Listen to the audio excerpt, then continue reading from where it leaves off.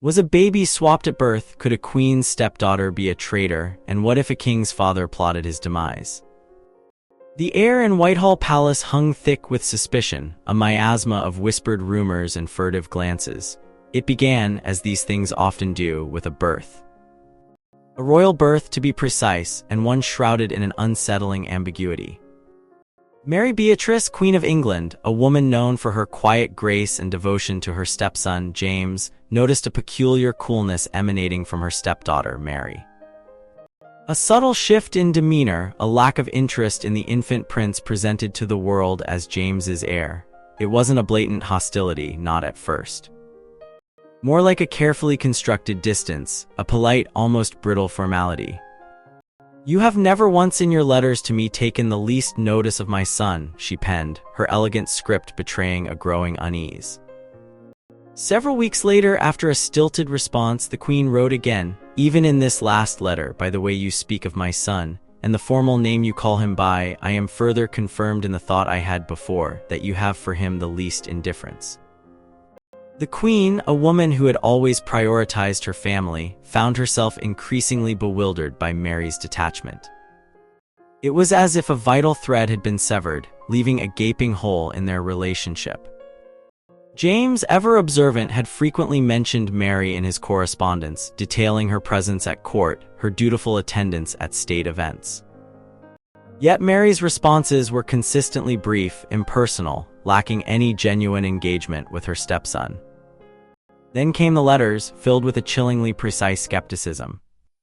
One hears everyday things so strange that it is impossible to avoid having very strong suspicions, Mary confessed, her handwriting now tighter, almost frantic. At first, the Princess of Orange insisted that prayers be said for the baby in her chapel, but these gradually tapered off as Mary's conviction grew that the child being called the Prince of Wales was in reality a changeling.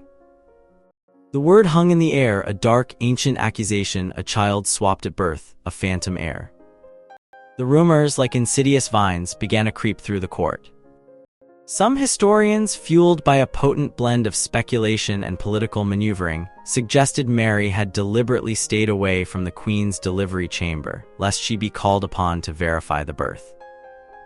A discreet absence, a strategic withdrawal, designed to avoid any involvement in a potentially scandalous event.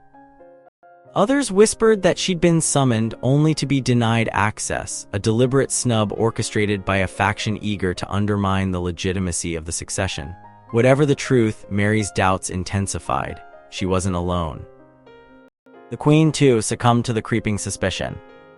"The consideration of all this," Mary wrote, her words heavy with apprehension, "and the thought that my father was capable of a crime so horrible, and that, humanly speaking, there was not any other means to save the church and state than that my husband should go to dethrone him by force, are the most afflicting reflections and would not be supportable without the assistance of God and a firm and unshakable confidence in him." James, a staunch Catholic king, was convinced of his own righteousness, a belief fueled by a fervent desire to secure the Protestant succession and preserve the established church in England. He saw Mary's doubts as a manifestation of papal influence, a deliberate attempt to destabilize his rule and undermine his faith. The whispers of a changeling, of a fabricated birth, were not merely rumors. They were a carefully crafted weapon, wielded by his enemies to erode his authority and pave the way for a Catholic restoration. The situation escalated dramatically when a letter arrived from Mary, a letter dripping with a chilling certainty. "My dear sister, can't imagine the concern and vexation I have been in, that I should be so unfortunate to be out of town when the Queen was brought to bed, for I shall never now be satisfied whether the child be true or false." She questioned the lack of public demonstrations, the absence of any tangible proof of James's legitimacy. "It may be it is our brother, but God only knows," for she never took care to satisfy the world or give people any demonstration of it. The world, it seemed, wasn't convinced. And Mary, increasingly isolated and plagued by doubt, joined the ranks of the skeptics. The court buzzed with speculation. Was it a legitimate birth, meticulously concealed? Or a deliberate deception, a carefully orchestrated fraud designed to undermine the Protestant monarchy? Meanwhile, Queen Mary Beatrice, a woman known for her unwavering loyalty and devotion to her family, observed a disturbing coolness emanating from her stepdaughter. "You have never once in your letters to me taken the least notice of my son," she wrote, her words laced with genuine distress. Several weeks later, after a stilted response, the Queen wrote again, "Even in this last letter, by the way you speak of my son, and the formal name you call him by, I am further confirmed in the thought I had before that you have for him the least indifference." The Queen's concern deepened. She had always cherished Mary, viewing her as a cherished daughter. The sudden shift in attitude, the palpable lack of affection for James, was deeply unsettling. She began to suspect that Mary was deliberately withholding information, concealing a truth that threatened to shatter their family. Adding fuel to the fire was a series of cryptic remarks from Mary. "It is possible it may be her child, but where one believes it, 1,000 do not," she wrote, her tone laced with cynicism. "For my part, except they do give very plain demonstrations, which is almost impossible now, I shall be of the number of unbelievers." The words were a thinly veiled admission of doubt, a declaration of allegiance to the growing chorus of skeptics.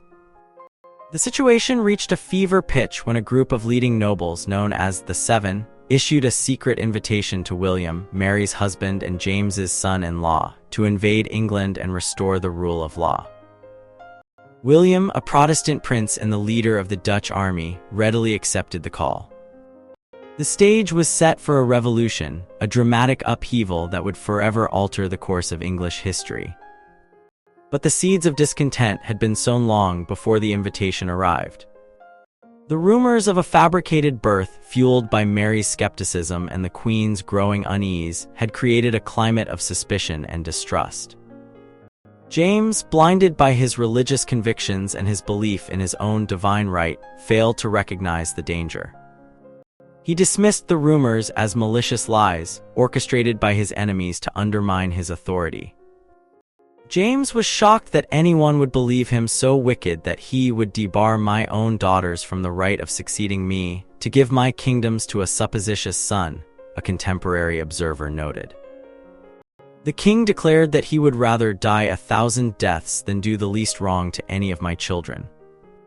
His words, however, rang hollow, a desperate attempt to deflect blame and maintain control. The truth, when it finally emerged, was far more unsettling than any rumor. A disgruntled servant, driven by a combination of greed and resentment, revealed the shocking secret. Mary had indeed been present at the Queen's delivery chamber, but she had deliberately concealed her presence, fearing she would be called upon to verify the birth. The revelation sent shockwaves through the court. James, upon learning the truth, was consumed by rage and disbelief. He accused Mary of treason, of conspiring with his enemies to undermine his reign. It was a Catholic conspiracy to subvert the Protestant succession and destroy the established church in England, he declared, his voice trembling with fury. The consequences were swift and devastating. William, emboldened by the support of the Seven and the growing discontent among the English populace, launched his invasion. The ensuing conflict, known as the Glorious Revolution, would forever change the face of England. As William's fleet approached the English coast, a Protestant wind, a fortuitous shift in the weather, carried them swiftly towards their destination. The English populace, weary of James's autocratic rule and his relentless persecution of Protestants, rallied to William's cause. James, realizing that his position was untenable, fled to France, seeking refuge with his Catholic allies. But his attempts to reclaim his throne were thwarted by the overwhelming support for William and Mary. The Queen, however, was not without her own struggles. She had been sharply rebuked upon her arrival in England for her apparent indifference to her father's fate. People thought her too merry, too detached from the gravity of the situation. She came into Whitehall laughing and jolly as to a wedding so as to seem quite transported, John Evelyn wrote disapprovingly. The Earl of Dartmouth reported that she put on more airs of gaiety upon that occasion than became her, or seemed natural. Mary, acutely aware of the criticism, adopted a strategy of carefully cultivated cheerfulness, a deliberate attempt to project an image of strength and resilience.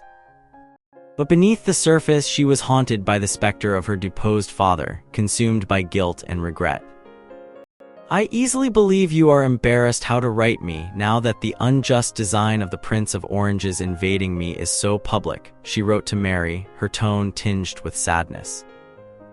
And though I know you are a good wife and ought to be so, yet for the same reason I must believe you will be still as good a daughter to a father that has always loved you so tenderly, and that has never done the least thing to make you doubt it.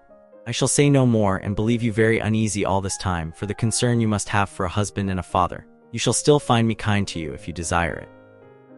Her words were a poignant expression of her conflicted emotions, a desperate attempt to maintain a semblance of familial connection in the face of overwhelming adversity.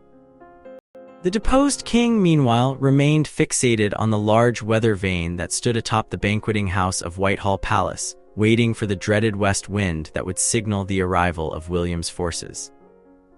Despite the bleak forecast, James clung to a sliver of hope, believing that his older daughter was innocent of any complicity in her husband's plans. I easily believe you are embarrassed how to write me, now that the unjust design of the Prince of Orange's invading me is so public, he wrote to Mary, his tone laced with desperation. And though I know you are a good wife and ought to be so, yet for the same reason I must believe you will be still as good a daughter to a father that has always loved you so tenderly, and that has never done the least thing to make you doubt it. I shall say no more, and believe you very uneasy all this time, for the concern you must have for a husband and a father. You shall still find me kind to you if you desire it. But Mary never replied. Her silence spoke volumes, a testament to the irreparable rift that had grown between them. As James's forces crumbled and William's army advanced, the Queen was forced to confront the devastating reality of her situation. Her daughter Anne defected to the enemy, siding with William and abandoning her father. "God help me," James cried, his voice filled with despair. "My own children have deserted me." The loss was a crushing blow, a final confirmation of his isolation and his impending doom. He arranged for his wife and son to escape to France, then followed suit in disguise, tossing the Great Seal of England into the Thames as he fled. But his escape was short-lived. William, true to his reputation, allowed his father-in-law to flee once again, demonstrating a surprising degree of restraint. James's supporters had warned him that to leave his kingdom was to abdicate his rights as monarch, but the broken man was determined to cling to the vestiges of his authority. "If I do not retire, I shall certainly be sent to the Tower," he said, his voice trembling with defiance. And no king ever went out of that place but in his grave. Yet as he prepared to face his fate, James was confronted by a shocking revelation. His mistress, Catherine Sedley, was utterly bewildered by his attraction to her. "It cannot be my beauty because I haven't any," she said, with a touch of sardonic humor. "And it cannot be my wit because he hasn't enough of it to know that I have any. And what of Mary?"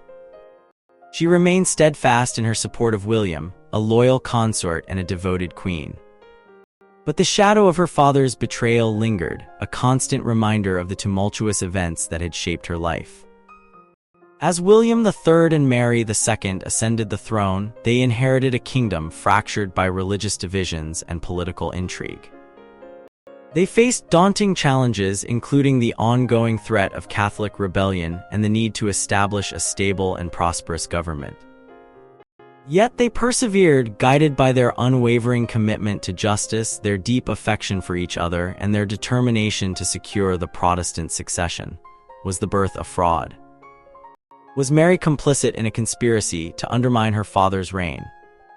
The question remained unanswered, a lingering mystery that would forever haunt the annals of English history.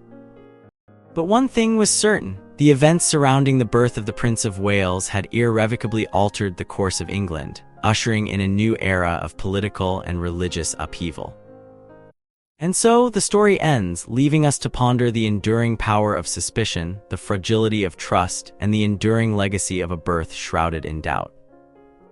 But one question remains: could a queen truly be innocent, even when surrounded by treachery and deceit?